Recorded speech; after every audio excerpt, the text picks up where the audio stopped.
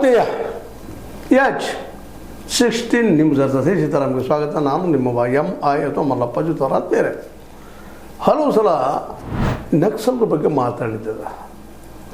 ನಕ್ಸಲ್ ಭಾರಿ ಅಥವಾ ನಕ್ಸಲರು ಅಂದರೆ ಸಹಜವಾಗಿ ನಡಕ್ಕೆ ಹುಟ್ಟಿಸುವಂಥ ಜನ.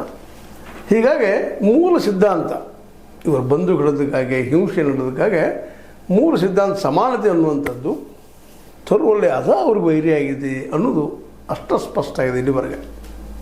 ಆದರೆ ಅದನ್ನು ಇಲ್ಲಿವರೆಗೆ ನಕ್ಸಲ್ ಅನ್ನುವಂಥ ಜನ ಇದನ್ನು ಅರ್ಥ ಮಾಡ್ಕೊಂಡಿಲ್ಲ, ಅಥವಾ ಮಾವೋವಾದಿಗಳು ಅನ್ನುವಂಥವ್ರು ಅರ್ಥ ಮಾಡ್ಕೊಳ್ಳಿಲ್ಲ.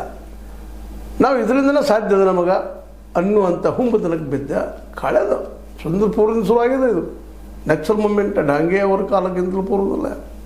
ಈ ಕಮ್ಯುನಿಸ್ಟರು ಅದ ನಂತರದಲ್ಲೇ ನಕ್ಸಲ್ ಭಾರಿ ಆಯಿತು. ಏನೇನು ಘಟನೆ ಆಗ್ತಾ ಬಂದು ಇವತ್ತದು ರಾಷ್ಟ್ರವ್ಯಾಪಿ ಹಬ್ಬಿತ್ತು ಇಲ್ಲಂತಲ್ಲ. ಆದರೆ ಇವತ್ತಿನ ನಿಧಾನಕ್ಕೆ ತನ್ನ ಕಸುವನ್ನು ಕಳೆದುಕೊಳ್ತಾ ಇದೆ. ಕಾರಣ ಅದಕ್ಕೆ ಮುಖ್ಯ ಅಂದರೆ ಬಂದು ಕಳೆದದ್ದು ಅಂತ.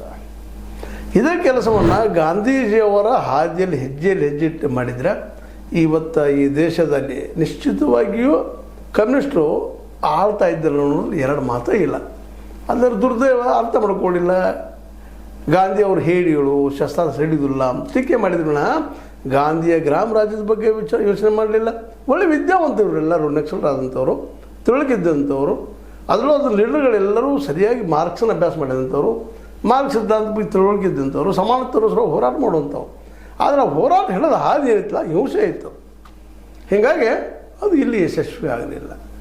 ಚೈನಾದಲ್ಲಿ ಯಶಸ್ವಿ ಆದಿದ್ದು ಇಲ್ಲಿ ಯಾಕೆ ಆಗಲಿಲ್ಲ ಅನ್ನೋದಕ್ಕೆ ಒಂದು ಸಣ್ಣ ಉದಾಹರಣೆ ಹೇಳ್ಬೋದು. ಅಲ್ಲಿಯ ನಮ್ಮ ಮಾವೋ ಸೆ ತುಂಗ್ ನಿಮ್ಗೆ ಗೊತ್ತದ ಚೈನಾದ್ದು. ಅವರು ಆರಂಭ ಮಾಡಿದ ಎಷ್ಟು ಜನ ಇದ್ದರು, ಲಕ್ಷ ಲಕ್ಷದಲ್ಲಿದ್ದಂಥವ್ರು ಕೊನೆಗೆ ಸಾವಿರಾರಷ್ಟು ಉಳಿದಿದ್ರು. ಆದರೂ ಹಠ ಬಿಡೋ ದೊಡ್ಡ ಹೋರಾಟ